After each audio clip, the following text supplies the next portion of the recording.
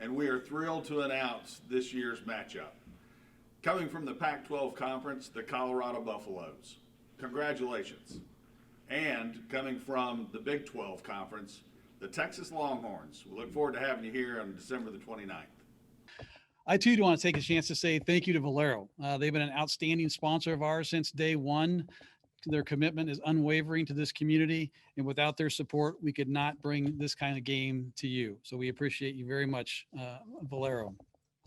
Our 2020 matchup is a special one, as these two teams have dynamic playmakers on both sides of the ball and a tremendous 18-game history. I'd like to first introduce Texas head coach Tom Herman, who will be the visiting team this year. Including last year's impressive Valero Alamo Bowl win, Coach Herman is 4-0 in the postseason. So, Coach Herman, welcome back to the Valero Alamo Bowl, and we'll turn it over to you for an opening statement. Yeah, thank you, Derrick. Just extremely honored and proud to be representing the University of Texas and the Big 12 in the Valero Alamo Bowl. Obviously, for us, a return trip. We were treated to a fantastic time there last year. And, I know our kids will be excited. Our players will be excited to head back, regardless of the circumstances that 2020 has thrown everyone's way, including the Valero Alamo Bowl. We are honored and proud to be a part of it. And I know we will definitely have our hands full. I've got a ton of respect for Coach Durrell and his program and what they've been able to do on the field this year. And I know it'll be a heck of a game and a heck of a experience for our young men. Thank you. Thank you, Coach Herman. And our fans saw last year, how special Sam Ehlinger is, not only on the field, but off. Obviously, a tremendous leader for your program. What's going through your mind now as you think about this being possibly his last game in the Longhorn uniform? Well, it's bittersweet. I think we're all excited to send him out or attempt to send him out and all of the seniors that will be leaving our program out with another bowl victory. But Sam has done so much for this program, both inside the locker room and in the community of Austin and for this university. So it will be bittersweet, no doubt about it, but I'm going to savor every last practice, every last minute I have with this great group of seniors that most of them came in when we took this program over and have been great models of leadership for our team and our university. Great. Thank you, Coach Herman. And now I'd like to introduce the head coach of the Colorado Buffaloes, Coach Karl Dorrell. Coach, welcome to San Antonio, and I understand you got a very excited team ready to come to visit the Alamo City. Thank you, Derrick. And yes, we do. We do have an exciting team that's excited to play in the postseason. Prior to my arrival, they haven't had postseason opportunities as of late. I think the last time was in 2016.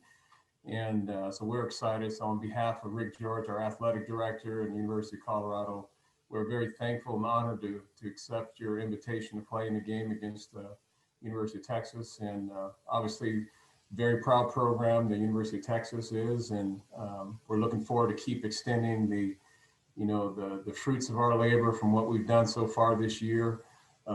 As all know, and Tom knows for sure as well, it's been an interesting year with how this thing unfolded and the things that we dealt with and our players, more importantly, how they dealt with the season.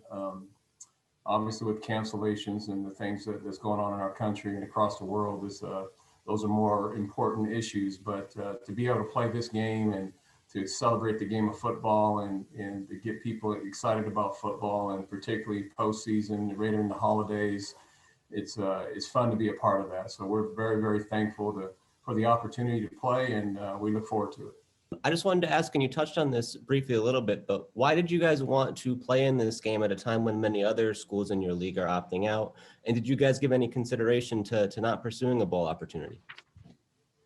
Well, I think our players from the very beginning, as soon as we were supposed to be a backup or a runner-up for our conference championship, and I think our players felt like they were ready to play another game. We only played 5 this year. We had 2 cancellations. We're just a growing program. We're trying to get better week after week and keep improving the depth of our team, with our freshmen that are playing and sophomores. So this has been really an extra bonus year for us to just try to build the foundation in our program. So it was just another step that we felt that we were wanting to do. Like I said, we were healthy all season long, a team that had to cancel a game because of our own health. We've been healthy all season long. We just wanted to, finish the season with the fruits of our labor being rewarded. They've worked hard in such a short period of time, and they've earned this. So this was something I think our players were excited about doing right from the very beginning.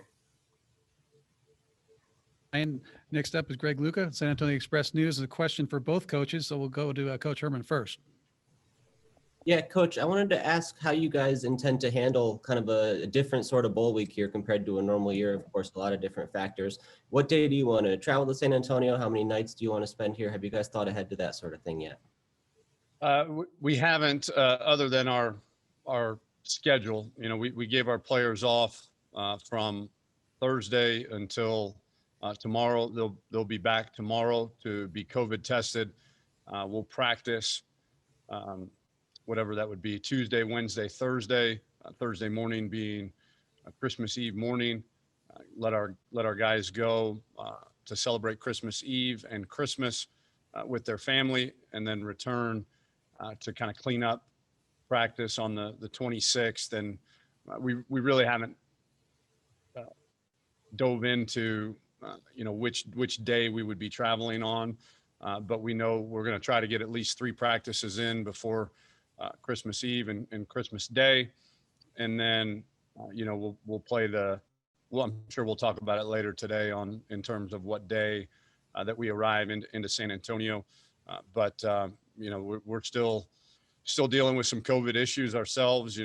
We've got a couple players that will not be able to play. We've got a couple players that will get back later in the week of practice. We've got a couple players we hope to get back tomorrow or Tuesday, and then a few guys with some injuries that will reevaluate when they get back tomorrow. So that has been our plan. We kind of knew there was about a 99% chance we were going to be playing our bowl game on the 29th.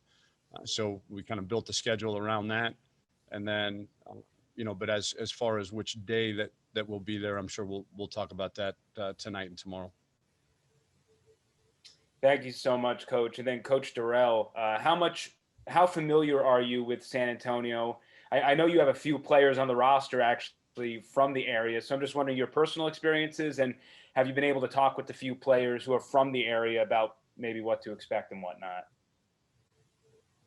I'm not that familiar with San Antonio. I've been there 2 or 3 times before, just for vacational purposes, but it's a great city. I really enjoyed the Riverwalk area, and I love Mexican food. I'm from San Diego, so I'm a Southwest kid, so I do love Mexican food and Southwest Tex-Mex, so those types of things. So that's just me personally, but I haven't really had a chance to express much with the team about the area.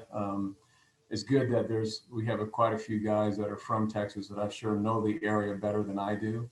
So it's going to be a great experience for them. This will be the one thing I failed to mention already is that, we played every game this year with no fans, so I don't want to understate just the importance of playing in a bowl game and having your family members be able to watch, so our whole season was no fans, on the West Coast. So that was a different level of football to be desired, to be honest with you. So it's been a reward. This is going to be a reward not only for our players, but also for the families that haven't had a chance to watch their sons play and to be involved in it. So I think it's a great reward for everyone in a number of circumstances. But we're excited for the change of scenery. Again, we got some Texas kids on our team that I think are excited about getting home and getting their families involved. So it should be a great experience for us.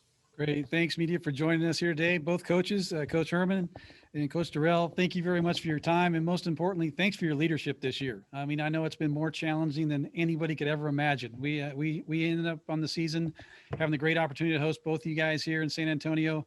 Coaches want to coach, players want to play, Bulls want to host. So I'm glad we're all getting together and we're going to have a great time come December 29th in the Valero Alamo Bowl. Thank you for your time, guys. Thank you. Thank you so much. Oh, we're excited beyond belief. This is a great matchup between two tremendous programs, great leadership from the top to participate in our bowl game this year, and been through a lot. This is a very difficult year to go from spring ball all the way through the games that they were able to get in, go through the COVID era. And we're fortunate enough to have these two teams here for the Valero Alamo Bowl and excited to put on a good show. And I'm sure they'll have a great time being here in San Antonio. Yeah, needless to say, this has been a year like none other from that perspective. So we started off the year and we talked about, are we going to have a bowl game? Our board of directors was 100% committed to having this game. And obviously it started off, one conference, the Big 12 was playing, one conference, Pac-12 was not.